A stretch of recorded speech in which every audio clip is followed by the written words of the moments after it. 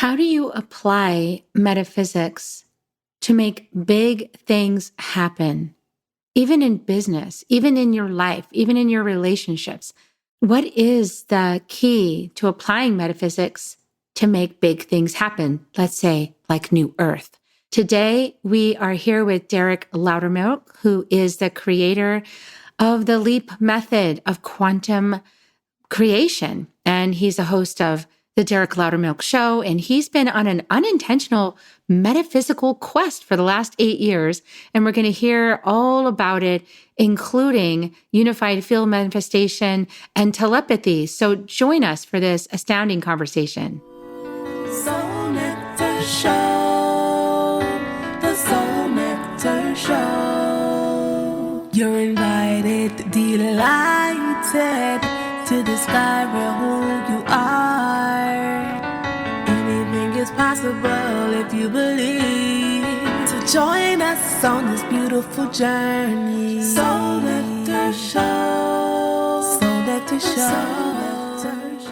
Well, hello and welcome everybody back to Soul Nectar Show, that show where we talk about all things essence, where we gather around the campfire together like our ancestors did before us, and we tell our stories and we share our experiences and we connect with that which is bigger than us. I'm your host, Carrie Hummingbird, and I love having these podcast shows week after week. You can always join us on Soul Nectar Tribe. We have a Telegram portal where we do daily tips and inspiration. And so check that out at my website, carriehummingbird.com, Kerri, hummingbird.com. And of course, Soul Nectar Show, you can check out all the beautiful, yummy stuff, soulnectar.show. And today, what's on my heart is that, as we approach this concept or this idea, this beingness of New Earth, many of us are talking about New Earth. Like, how do we create New Earth? How do we start something new? Because many of us recognize we've been in a fractalization of concepts that were started many thousands of years ago that just kept fractalizing and fractalizing and fractalizing and fractalizing into like this current reality we're now experiencing.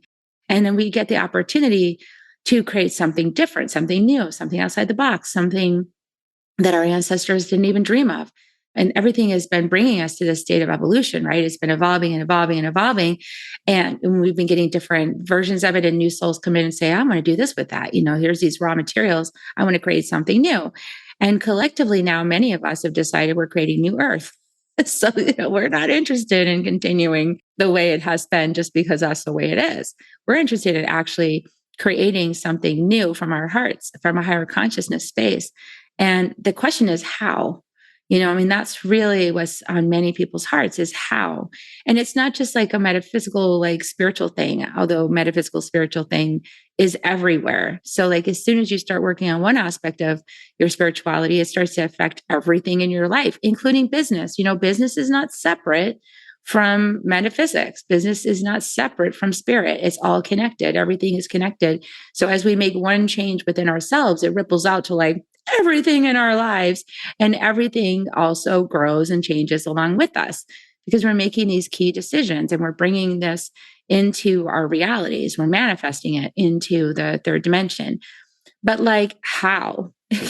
Like people still are, and me too, like I'm always looking at the mystery, like how does this thing work? What's actually happening here? And what's the most efficient way? What's the most efficient, non-dramatic way of manifesting into the 3D? What do we actually want?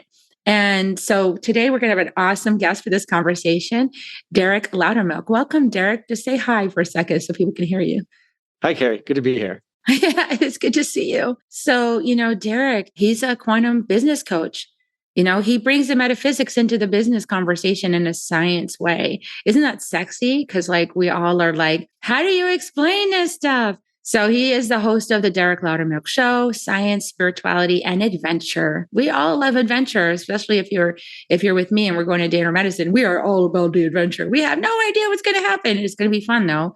So this is really the conversation we're going to have today. How do you revolutionize your career? How do you make big things happen? How do you activate your life?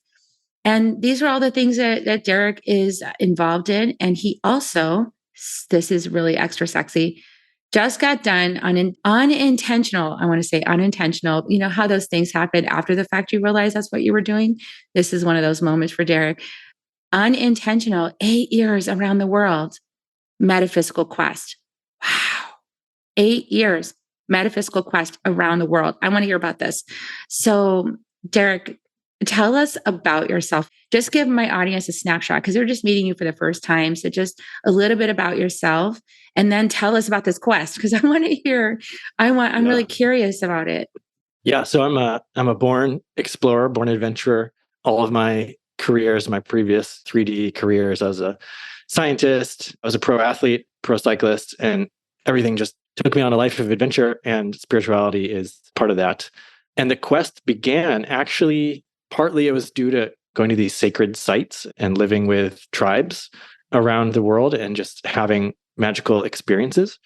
And partly it was becoming a dad. So my son just turned 7, and I've been doing a lot of physical adventures, expeditions before that. And I knew that I was going to be going out into the world less, but I still needed some adventure, some excitement. And this woman actually found me. This was my first experience of kind of the magic of business. She found me on the internet. She was like, I'm an oracle. My guides told me to hire you. And I was like, whoa, that's amazing. That's the easiest customer I've ever gotten. And she ended up giving me a session so I could understand how she worked. And she said, you know, you're going to need to start practicing lucid dreaming so that you can have adventures every night while you sleep instead of having to go on an expedition into the wilderness. And I was like, that sounds cool. So I did. I got into dreaming, and that was one of the very first practices that I paid a lot of attention to. And I still, dream work in general is still a major part of my, daily practice. Some of these things on the quest, I tried them once and it was interesting and didn't go back to it.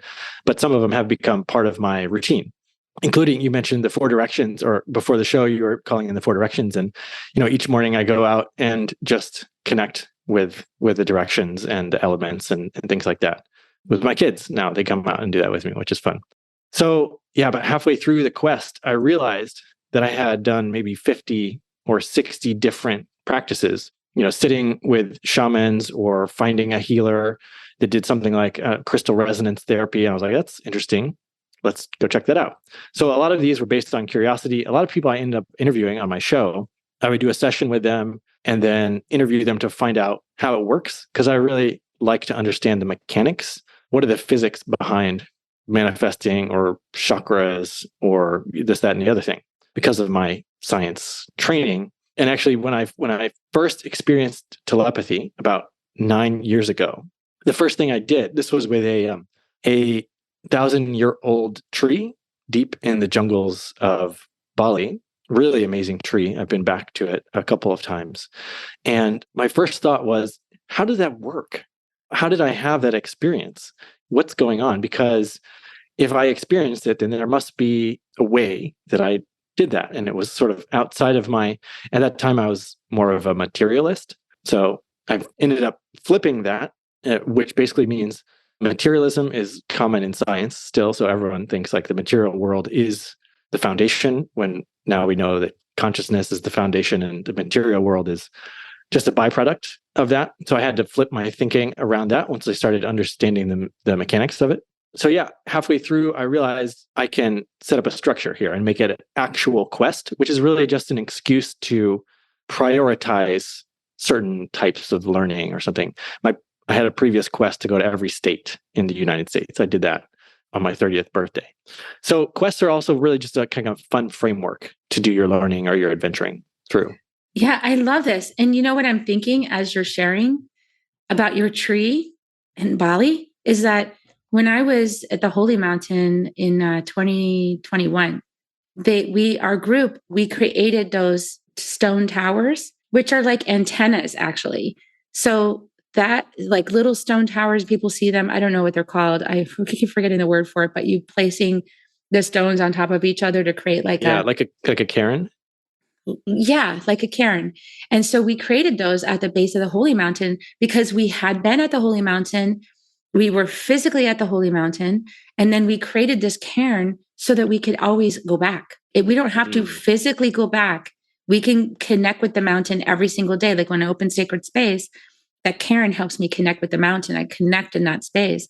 And I really do feel like it's important to put your body in certain spaces, but then like you can communicate with your tree anytime, right? Because now you know how to astro travel. Yeah, that's a really good point.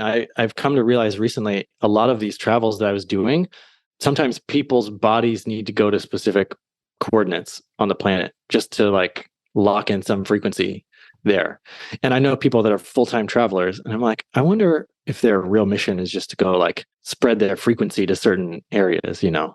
Yeah, I feel like that's true. And sometimes I feel like that, and this is just a silly story, but like I'll feel like I'm called to go eat at a certain place I never ate before, and I'm called to just sit there.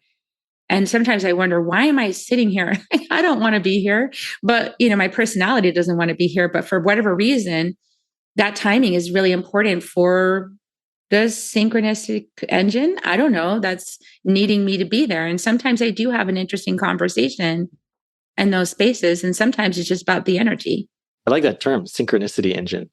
That's awesome. I was curious about the mountain. You said the holy mountain. Is that Mount Kailash or a different holy mountain?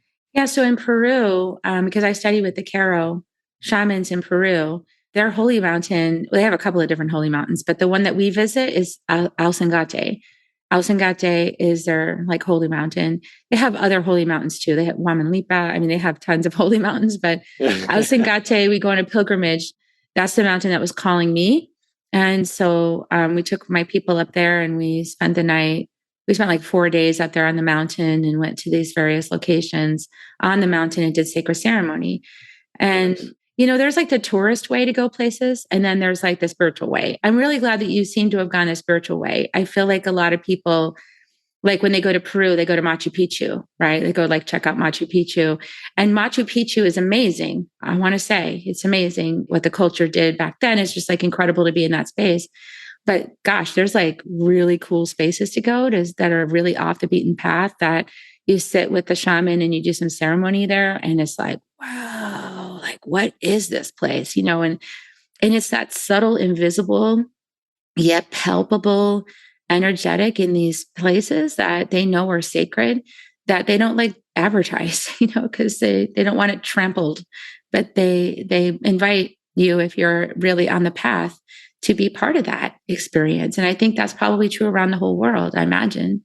Yeah, you're reminding me of, I'm in the middle of this project that I've been called to do, which is called the Five Rivers Healing Project. I live in the Midwest. So we have the Mississippi, the Missouri, the Illinois, the Ohio, and the Merrimack rivers all come together within this like 100-mile stretch of river. And that's the water for 2/3 of the country that flows through here. And I've been doing these ceremonies at the confluence points. And I've only ever done the ceremonies in the bitter, awful cold. And it's like, every time I get there, I'm like, why did I pick this day? Or like, why is the weather so terrible? And I, wake up before sunrise and I'm out there sometimes by myself. And it's like, what am I even doing? But sometimes I feel like I have to go to these sites, and sometimes they're really dirty. They're not used for anything anymore because there's no Native Americans or anyone that knows the history of the land. It's just like, maybe there's a barge parked there, or maybe it's a commercial site now because no one's really thinking about the river and the land in that same way. Yeah, but sometimes you just have to go to these random places and do a thing. And I don't even really know what I'm doing. So when you're, that is the synchronistic engine. That is like calling you to go and do something that seems pointless or curious about its purpose, but it just feels right. And I'm going to go and hang out here on this spot. And I'm going to pray, and I'm going to hope that my prayers actually do something good, but it's intangible, right? Like I don't know, maybe you're getting mystical visions of like Jesus showing up and saying, that was a really good thing that you just did or something. But like, I haven't had those. I just have to have like this knowing inside my heart that there was something that happened there that was really powerful, and just trust that. Is that the same for you? Yeah. I think it's like the rational mind that comes in and is like, what are the steps here? Am I doing it right? But yeah, this project came in and instantly I knew. It actually came in 3 years ago, right? Maybe it's now 4 years ago, right before the pandemic started. I was like, we're going to do it. It's going to be amazing. And I'm going to have all these people do it with me. And that didn't pan out. But my goal was to actually, my initial vision for the project was to set a world record. So world's largest crystal grid or world's largest peace meditation or something like that. And I was going to try to link all the churches in the region and all the spiritual groups and have them each, because I've been studying science of quartz and crystal grids and things like that. I was like, we could put our prayers into the crystals, and then we could have, so what's really cool is that you can put an intention into a crystal and then you can run water past it. And then the water picks up that intention from the crystal. So you could put like just a reset intention, like a peace and detox and purity intention into a crystal, and then have the river run past it. And then the rivers would sort of help probably be assisted to clean themselves up, right? And the water being the circulatory system of the country, of the continent. I thought, oh, this will be great.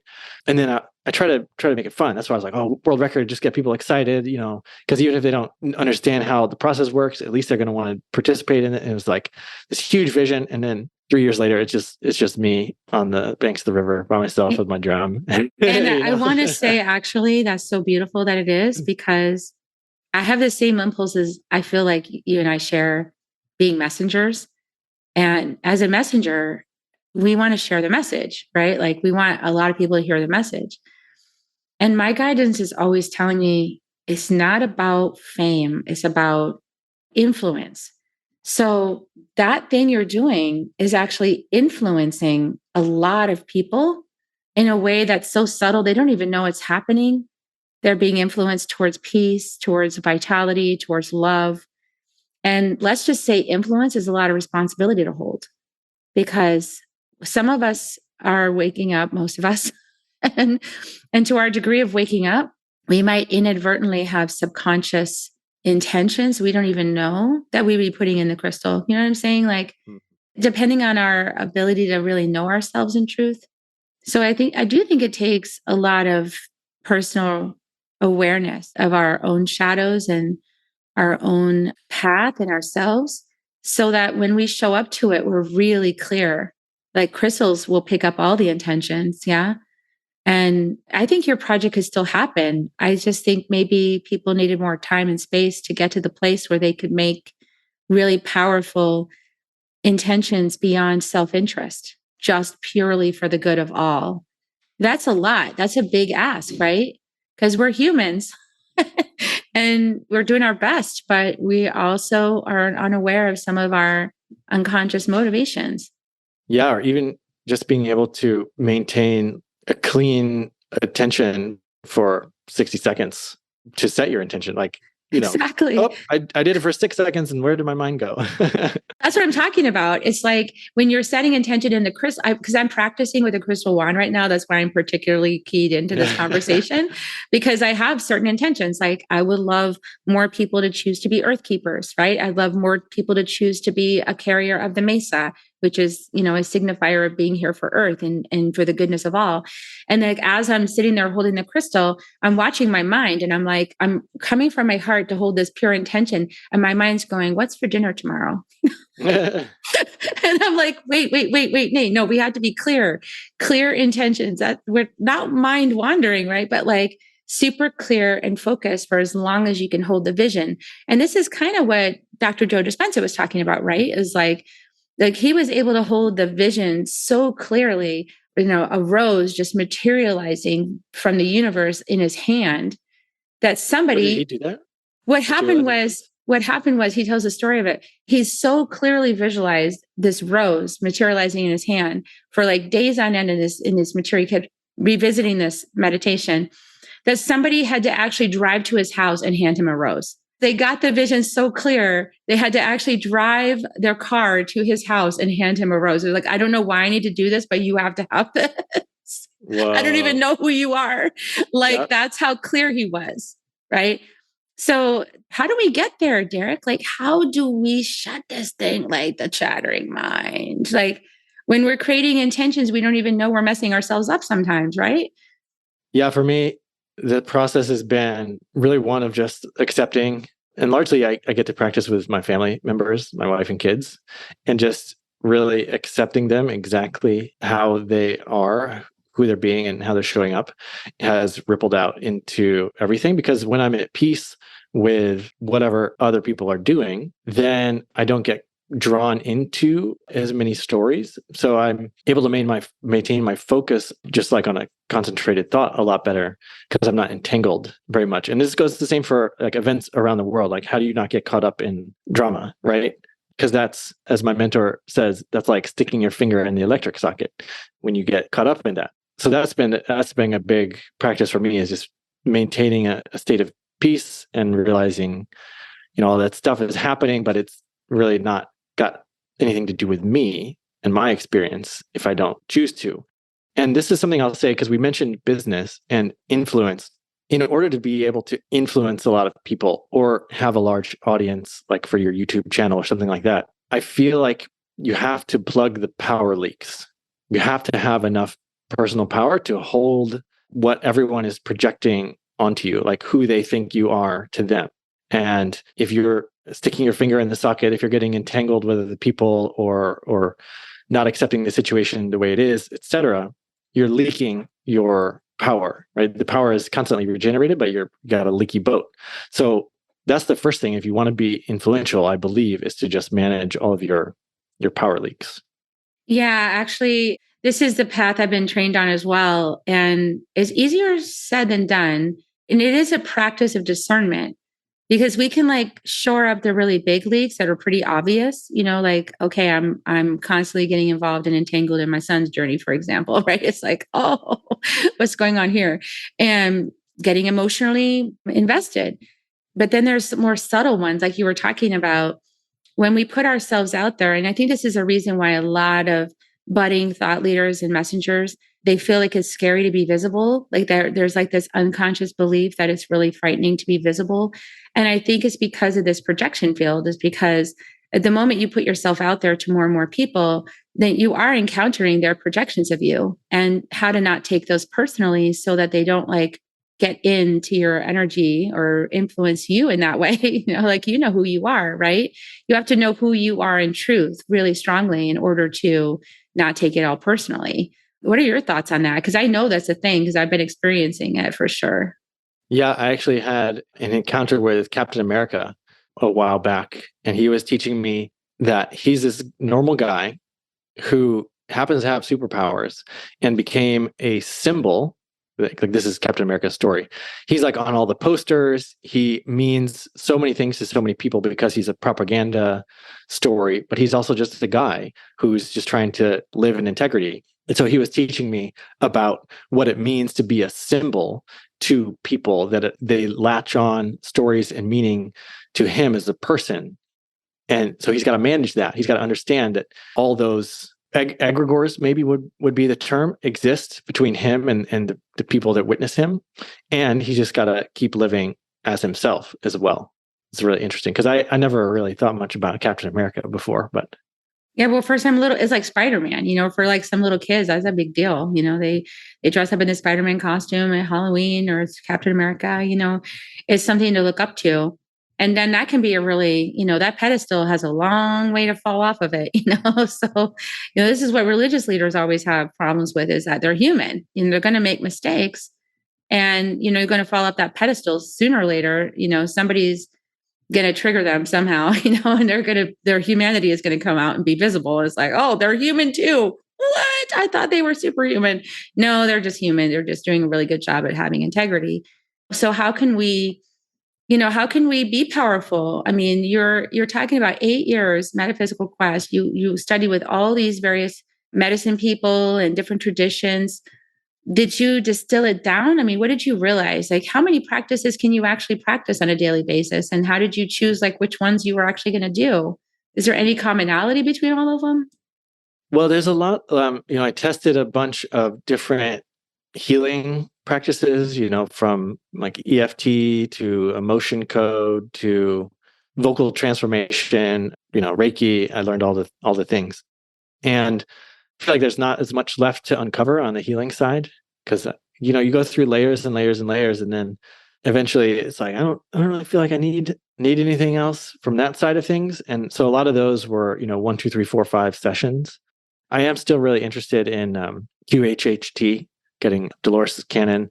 I haven't dug into her work except for recently, and I'm pretty intrigued by the subconscious. And I've been using hypnosis for a long time to program identity. Just a lot of times, if you want to accomplish something as an entrepreneur, you start with who you need to be. So you program the identity, and then you program the habits, and then everything else just falls into place from there. So on the healing side of things, a lot of times you can do a one-off session and get dramatic results. Like my kid was 10 out of 10 fear of dogs. And I just posted on my Facebook groups, where I know lots of healers and different practitioners, say who can help with my kid. And a friend who is an emotion code practitioner, she's like, I can probably do that. And in one session remotely, she was in a different state. He went from a 10 out of 10 to neutral, 1 out of 10, totally doesn't even really think about dogs anymore. And it was amazing because in her report, she basically said she had found 35 or so charges that had built up in his heart wall connection, but that were getting in the way of him a good relationship with dogs. And only 4 of them came from this lifetime. And only 2 of them were his. Like 2 of them were mine, and 2 of them were his, and then the rest were all from other lifetimes, I guess. And I mean, that taught me like how much can bleed through from lifetime to lifetime and take on experiences from other people. And he didn't need all those charges, like they weren't serving a purpose, right?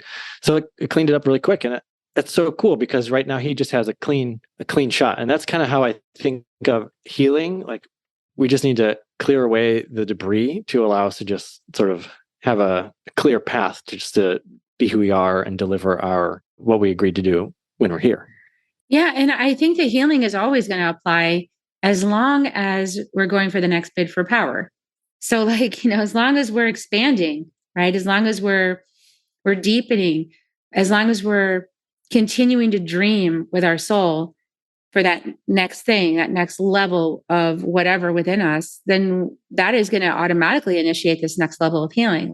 Like me starting my podcast 7 years ago, that was a lot, right? Like it was like, oh my gosh, I'm going to like go out and speak about all these crazy topics and everyone's going to think I'm crazy because it's like spirituality and I'm going to go in the deep end and they're going to go, whoa, whoa, whoa, whoa.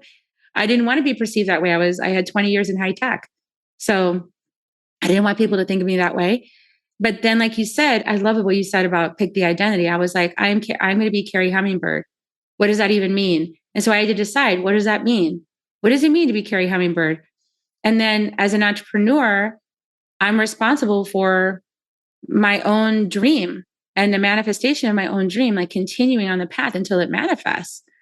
So there is like those unconscious blocks, and like, I don't want people to ridicule me. Like I had a lot of like ridicule experience, in my marriage for 20 years. So I was like battling a lot of this feeling of being ridiculed, and not wanting to be ridiculed. And so as I got through that, look at me today, like I'm perfectly fine being on here, talk about whatever, but that took effort, but then there's also like, now I'm on the next level of like being called to create community, conscious community around, the Mesa. Well, that calls me up inside into a new level of leadership. And if I go on the TEDx stage, that's going to call me up and I'm a little afraid of it. I'll still, so that's going to call me up to the next level of like, oh my God, I'm going to stand in front of all these people and what are they going to think about me? And I'm going to feel it in the moment because I'm super sensitive and open, and that terrifies me. What if I just go on the stage, So those things, right? That's going to initiate more healing, right? So like we have to, if we want to keep evolving, we got to keep dreaming. Yeah. Yeah, for sure. And the way I experience that process now is instead of going out to get healing, like I realize I'm going to have to let go of something, and it can be a painful, shamanic death type of process. And then you just go through it, and then you're like, okay, I moved up, hit my new plateau or whatever. And you just have to go through that, whatever it is, physical discomfort, emotional discomfort. You just sit still for a week. Who knows exactly what it is? I'm kind of going through that right now. I've had, I don't know if you can hear, but the listener might hear, I have this scratch in my throat. I've had it for 9 weeks. It's crazy. It won't go away. And as someone who teaches and speaks for my business, it's crazy. And I'm having to cancel, calls, and it's really just forcing me to slow down because I can't deliver the constant talking. And I still don't know exactly the lesson or the scope of it, but it's wild. I just got a hit for you because you were talking about telepathy. I kid you not, Derek. There is something about telepathy because the soul doesn't really use that many words. If you notice, I hardly ever hear my soul's voice. Very rarely do I hear a voice. It's more like just a knowing. And I think we're being encouraged, like, maybe not so much talking, like there's a different way telepathically that we can transmit information to people.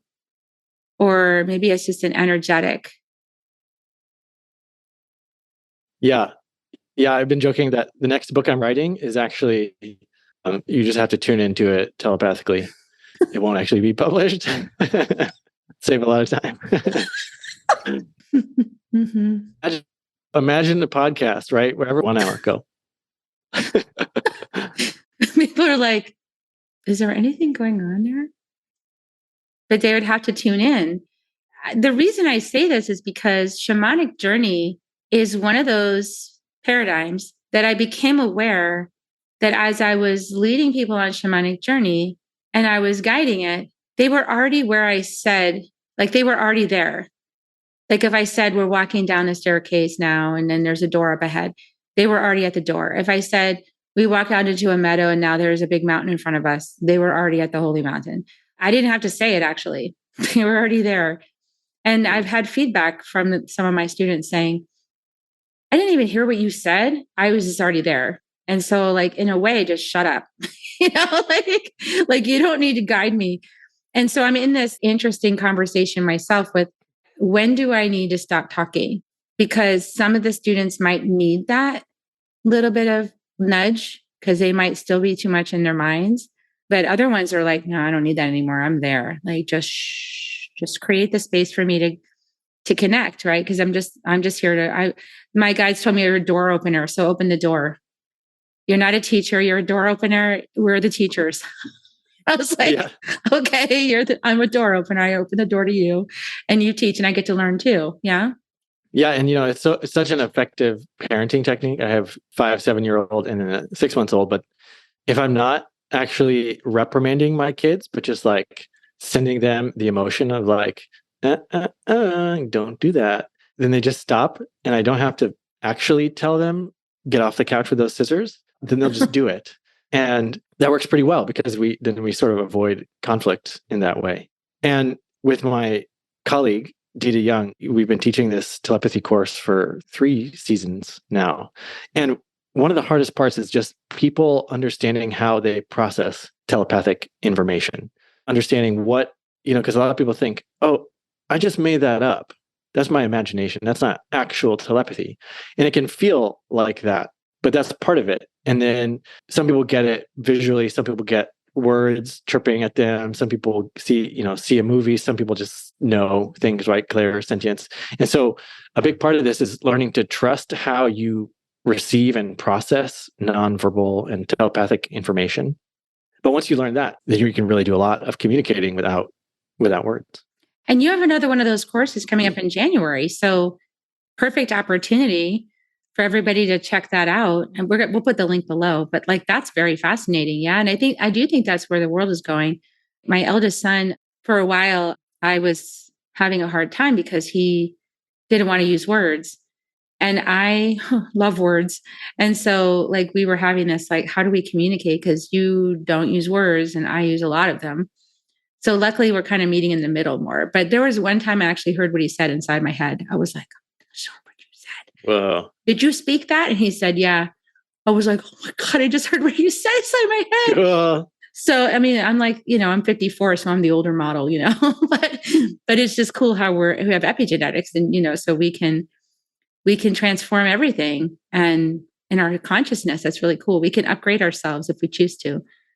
So you also have a free gift. I want to say, I know this conversation has been so amazing and I am wrapping it up, you guys, but I mean, I could stay on for a long time, but see, Derek can't even speak right now. So you'd have to all be just listening to dead air and hoping that you got the message. So there's actually a free gift you're offering too. The Unified Field Manifestation. It's a group manifestation protocol. Can you tell us just a little bit about that before we head out?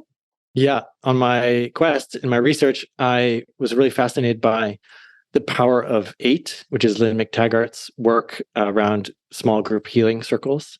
And they have phenomenal results. There's one person that receives the healing. They're the focal point of the intention. And then the circle is 8 people sending that healing intention. And I thought, we can do this for anything. We could send our intentions for any result. And since I work with entrepreneurs largely, or people that are working on some big project, we adapted that sort of group intention to whatever it is, whether it's getting a TEDx talk, right? Or launching a new program. The way that we do it in my groups is that maybe 3 or 4 people will share an intention, and then we pick the one that feels the most alive for our group on that day, and they'll be the focal point. And we take turns. We do this every month, so everyone gets the chance to be the receiver of the intention. And we have, over the last 5 years, 100% success rate in the intentions coming true. Wow. Sometimes it happens really fast, like 3 weeks or less. Sometimes it takes longer. The longest one was one of these guys. He married a woman who was Afghani, and she wanted to immigrate to the States. And there was just so much red tape that it took 2 years for them to become a family here. But sometimes it can be really quick, like, $10,000 by the end of the month for sure is a really easy one. And so part of it is that you're speaking out loud what it is that you want. That does a lot of the work for aligning the actions and synchronicities to fall into place for you. And then we all, spend 10 to 15 minutes sending the intention. And what's really cool is we get a lot of precognition about how the thing will unfold. So after we do the sending the intention, the meditation part, we often share, and we'll say, hey, I got some guidance for you around when you go on that TEDx stage, you should actually be wearing all green. So just so you know, that's how I saw you. Just really interesting stuff like that. Or you're going to meet a Spanish guy and he's going to have a project for you. Heads up. Oh, that's so cool. So that's really fun. Oh, that's fun. That's like the Celestine prophecy in action, right? Like you're unlocking that. It's been so long since I read that, but so I'm basically just sharing with people how they can do their own, use this protocol for anything they want in their lives. And when you do it yourself, it's great. But when you do it with a group of people, it works so much better. And it just creates this love field between people, because we all want what you're wanting. We want the world to have that thing that you're saying that you want to create. So let's all do it together. Oh, I love that. That is so resonant with me. I love it so much. Thank you for that gift. So we will put the link in the show notes, everyone. So you'll have a link to go access the Unified Field Manifestation. And I'm also going to put a link to the telepathy course. So please go check that out. And I'll also put a link to Derek's podcast, because of course you want to go check out the Derek Loudermilk Show now, because like you just heard all this stuff and he's still speaking. He's not doing it telepathically yet. So please go check it out while he still speaks. Thanks so much for coming on the show today. I appreciate it. Making space for us and helping us be one of the few that get to hear your voice recently. So we'll give all the links, and please share this out with anybody that you know. Are there any last words you want to share with us, Derek, before you stop speaking entirely? Well, Carrie, it's been fun hanging out with you today. Yeah, thanks so much. Awesome. Okay, everyone. So we're going to give kisses. Derek, you can join me if you want to. Always give kisses, everybody. Just sending my love to you guys. Thank you for being with us all the way to the end of the show. Thank you, thank you, thank you. Thank you for sharing the message out to as many people as possible. And we just love you. And we'll see you next week. See you next week on Soul Nectar Show, everyone. Bye for now. If you found even one gold nugget in this episode of Soul Nectar Show, will you do us a favor? Will you subscribe, like, and share this episode? Maybe even write a comment and let us know what you thought about it. We really, really want to engage with you at a much deeper level. Let's be part of community together. Have a great week, everyone. Bye for now. To dive in deeper to nourishing conversation, visit soulnectar.show. Soul Nectar Show. Awaken the Soul Nectar Show. Take a sip from the drip of nectar from the source of who you are.